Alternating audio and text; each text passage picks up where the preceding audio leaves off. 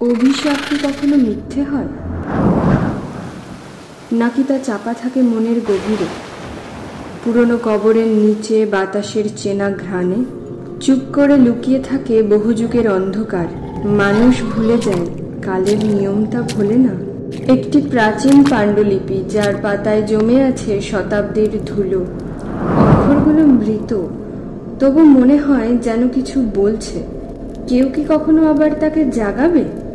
দূর সমুদ্রের মাঝে একটা দ্বীপ আছে, নেই কোনো নাম, নেই কোনো মানচিত্র চিহ্ন। প্রতি রাতে সে জেগে ওঠে। তার গভীর জঙ্গলে কারা যেন এখনো সাধনায় বসে, গুপ্ত নিষিদ্ধ তন্ত্রে, সুরে সুরে উচ্চারিত প্রাচীন কোনো মন্ত্র।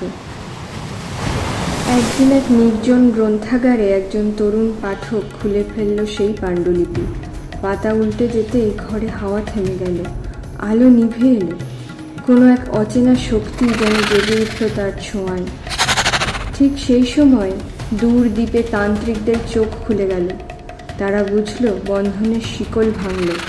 যে অভিশাপ ঘুমিয়েছিল যুগ যুগ ধরে, সে এখন মুক্ত। মাটির তলা থেকে উঠে এলো সহস্র কোলাহলে। ওরা কারা?